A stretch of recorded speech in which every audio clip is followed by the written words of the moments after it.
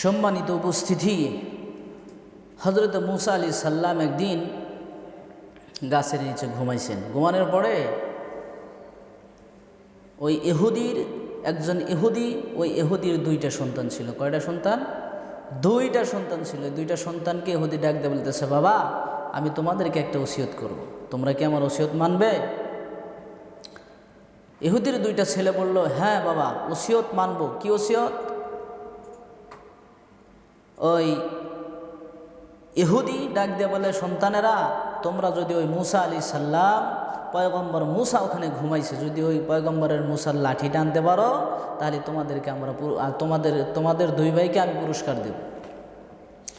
এখন ওই দুইটা ছেলে তারা পুরস্কারের লোভে ডাক দিয়ে বলে, বাবা, আমরা দুই ভাই আনবো, কিন্তু আমাদের কিন্তু অবশ্যই পুরস্কার দিতে হবে।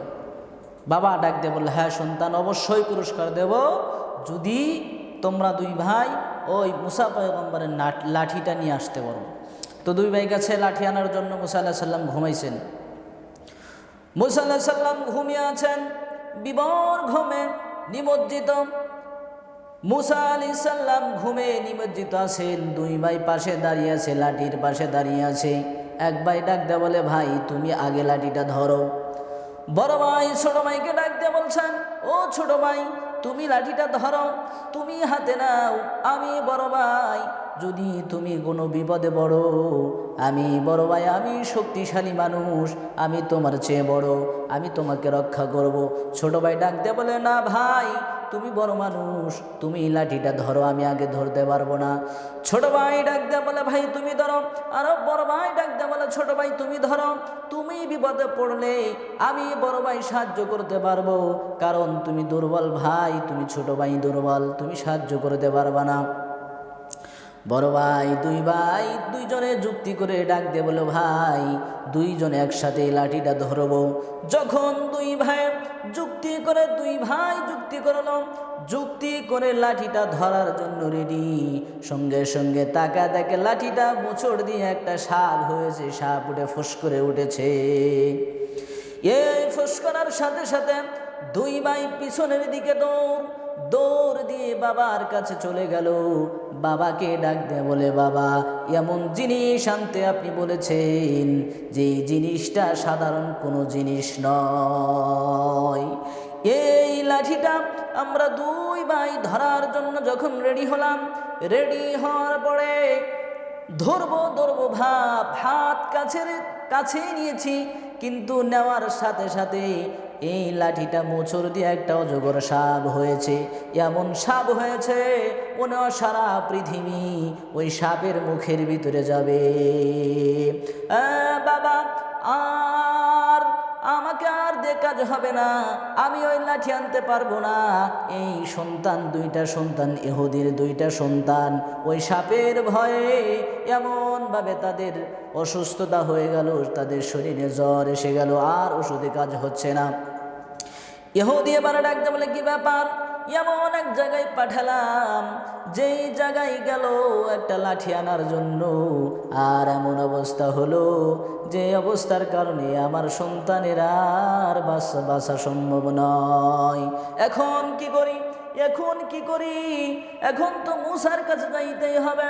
পয়গম্বর মুসা আলাইহিস সালামের কাছে গেলেন, যাওয়ার পরে ডাক দিয়ে বললেন, ও পয়গম্বর মুসা, আপনার হাতে ধরি, পায়ে পড়ি, আমার দুইটা সন্তানকে আপনি বাঁচান, আমার দুইটা সন্তান অসুস্থতায় ভুগতেছে।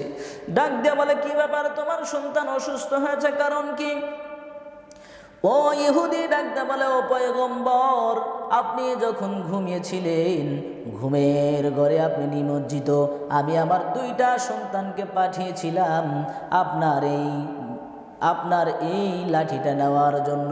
সন্তান দুইটা লাঠি আনার জন্য পাঠিয়েছিলাম, লাঠি নেওয়ার জন্য আসছিল, লাঠিটা নিবে এই মুহূর্তে, লাঠি ধরার আগ মুহূর্তে আপনার এই লাঠিটা এমনভাবে সাপ হয়েছে, ভয়ে দৌড় দিয়ে আমার কাছে গেছে।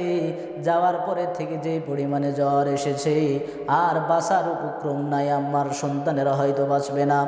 মুসা আলাইহিস সালাম মনে মনে ডাক দিল, হায় কি ব্যাপার, আমি ঘুমিয়েছিলাম, আমি তো কিছুই জানি না।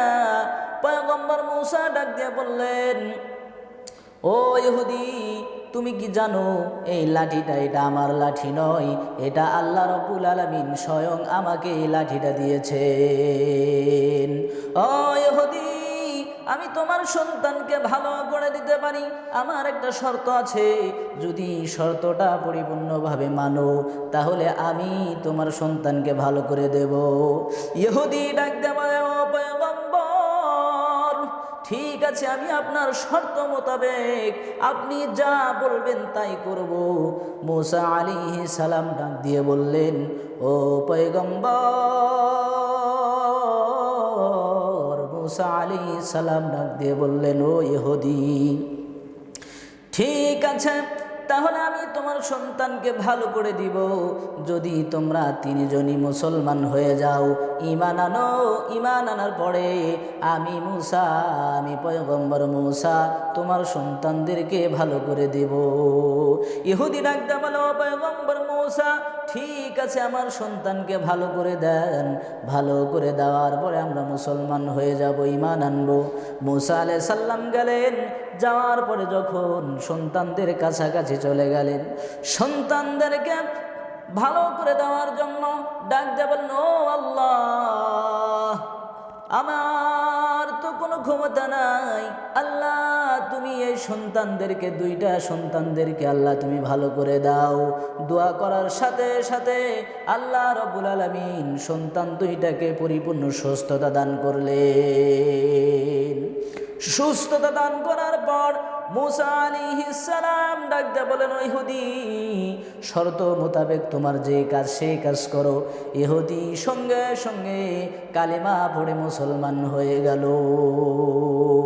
আল্লাহ রাব্বুল আলামিন পৃথিবীতে যত নবী রসুল পাঠিয়েছিলেন, সমস্ত নবী রসুলকে আল্লাহ রাব্বুল আলামিনের প্রদত্ত একটা করে মুজিজা দিয়েছিলেন। আর মূসা আলাইহিস সালামকে আল্লাহ দুইটা মুজিজা দিয়েছিলেন। একটা হলো আল্লাহ রাব্বুল আলামিন লাঠির মাধ্যমে একটা মুজিজা দিয়েছিলেন, আর একটা মুজিজা হলো মূসা আলাইহিস সালাম যখন হাতটা বগলের নিচে নিতেন, নেওয়ার পরে অন্ধকার রাত্রিতে যখন বগলের নিচে নিয়ে এরকমভাবে সামনের দিকে ধরতেন, আল্লাহ রাব্বুল আলামিনের কুদরতে এই হাতটা এমনভাবে লাইট হতো, আলো দিত, রাস্তা একদম দিনের চাইতেও পরিষ্কার দেখা যেত। ও মুসলমান ভাইরা, এই পৃথিবীতে যত নবী রাসূল আসছে, প্রত্যেক নবী রাসূলকে আল্লাহ রাব্বুল আলামিন কোনো না কোনো মুজিজা দিয়ে পাঠিয়েছেন। কিন্তু আমার ভাইরা, সমস্ত নবী রাসূলের মুজিজা কিন্তু শেষ হয়ে গেছে, আর চলে না।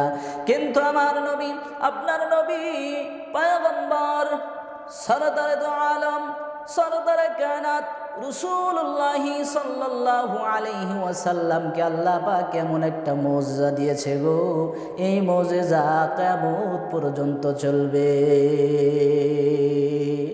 আমার রাসূলকে এমন একটা মুজিজা দিয়েছেন, এই মুজিজা কিয়ামত পর্যন্ত আল্লাহ রাব্বুল আলামিন বাকি রেখেছেন, কিয়ামত পর্যন্ত চলবে।